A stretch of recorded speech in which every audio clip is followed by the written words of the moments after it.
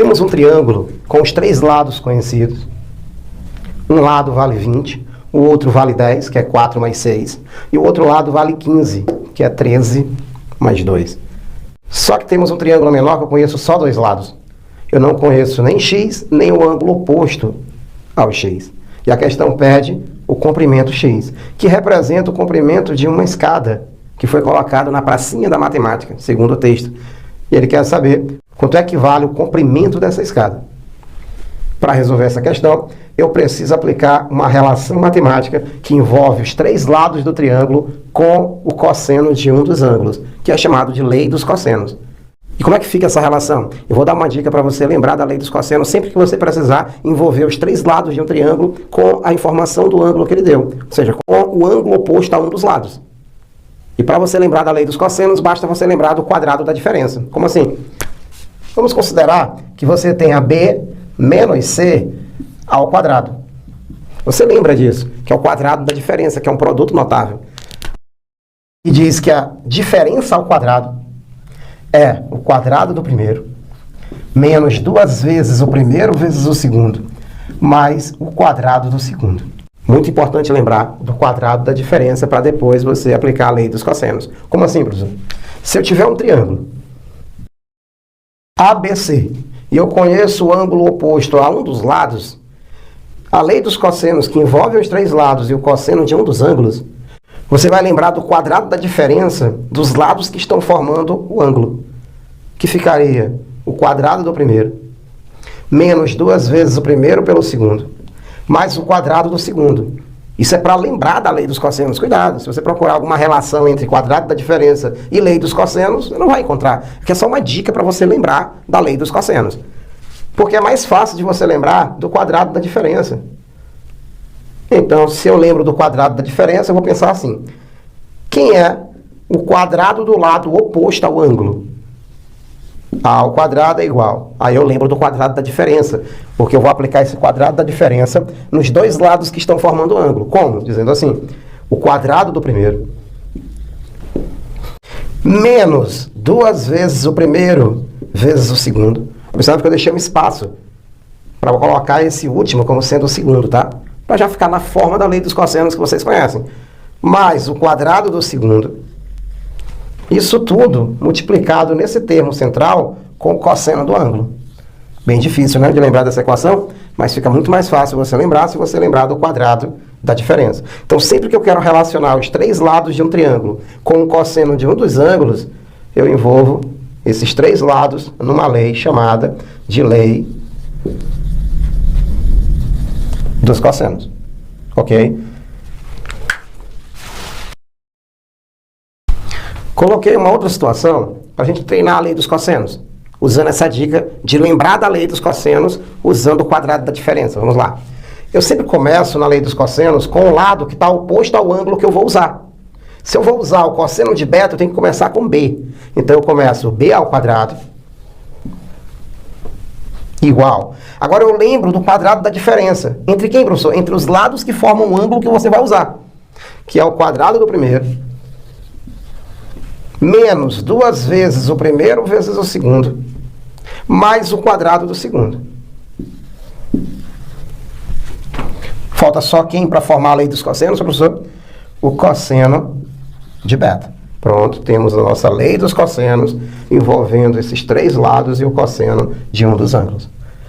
Então, se eu separar aqueles dois triângulos, eu vou encontrar com certeza o cosseno de θ.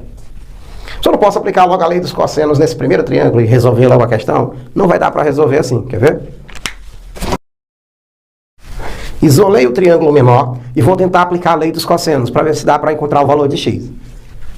Eu vou começar com x porque é ele que está na frente do ângulo. Então, x ao quadrado é igual. Esses dois que formam um ângulo, eu vou tentar lembrar do quadrado da diferença, que é o quadrado de 1, menos duas vezes um vezes o outro, mais o quadrado do segundo. Vezes, está faltando só o cosseno. Cosseno de quem? De θ. Observe que nessa equação tem duas incógnitas, o x e o cosseno de θ. Se eu tenho uma equação com duas incógnitas, não dá para resolver. Eu preciso de uma outra informação. Nesse caso, se ele quer o valor de x, eu preciso descobrir antes quanto é que vale o cosseno de θ. E só vai dar para descobrir o cosseno de θ se eu usar o triângulo maior. Vamos ver as dimensões do triângulo maior. Observa que no triângulo maior, nós temos as três dimensões, os três lados, mas eu não conheço o ângulo. Mas eu não preciso do valor do ângulo, só preciso conhecer o cosseno dele. Então, professor, eu poderia aplicar a lei dos cossenos e já encontrar o cosseno de θ? Já. E aí você só chega aqui e substitui o cosseno de θ na primeira equação para encontrar o valor de x. Como é que seria essa lei dos cossenos aplicada nesse triângulo? Lembre que eu começo sempre pelo lado que está na frente do ângulo. Só que observa que essas dimensões estão muito grandes. Vai dar trabalho envolver essas dimensões, tá? Então, para facilitar nosso cálculo, eu poderia simplificar todos por 5.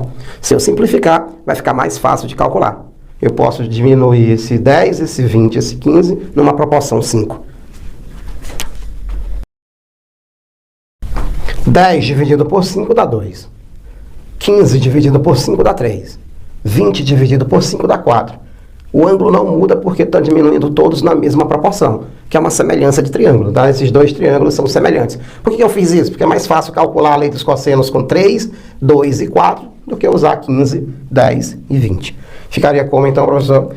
O quadrado daquele que está na frente do ângulo. Agora eu pego o quadrado da diferença dos dois que estão formando o ângulo.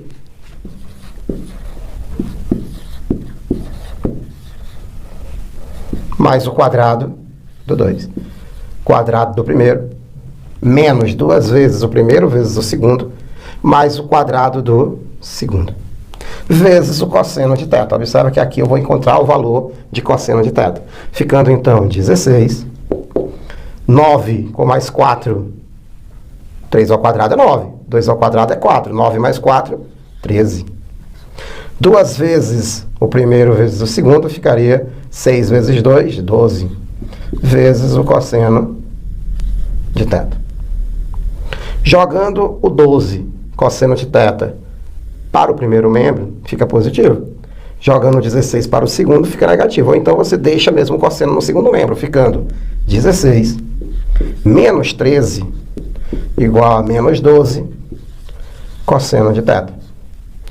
Aqui vai dar 3 no primeiro membro. Aqui fica menos 12, cosseno de θ. Isolando o cosseno de θ, basta colocar o menos 12 para o outro membro, que está multiplicando, ele vai passar dividindo. Vamos calcular quanto é que fica o cosseno, então? O cosseno de θ ficaria 3 sobre menos 12.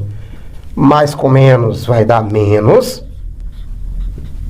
Simplificando por 3 em cima e por 3 embaixo, 3 por 3 dá 1, 12 por 3 dá 4. Assim, o nosso cosseno ficou menos 1/4, tá? E já podemos substituir o cosseno que nós encontramos no primeiro, encontrando o valor de x, que é o que a questão quer. Ele pede o comprimento da escada. Finalizando, então, nós vamos ter que x ao quadrado é igual. Então, 2 ao quadrado, 4, mais 4 ao quadrado, 16, ficando 4 mais 16. Menos 2 vezes 2, 4. Vezes um outro 4, que eu deixei, você vai saber já já por quê. Cosseno de θ, menos 1/4. Por isso que eu deixei o 4, para cortar com esse 4 de baixo. Menos com menos, vai dar mais. X ao quadrado é 20, mais 4. Que é o 4 que sobrou, o outro foi cortado, tá? Então, x será a raiz quadrada de 24. Se eu fatorar, você vai encontrar a raiz de 4 vezes 6, né? 4 vezes 6 dá 24. Mas raiz de 4, nós sabemos que é 2. E o raiz de 6 é irracional. Então, a resposta, o comprimento dessa escada é de 2 raiz de 6.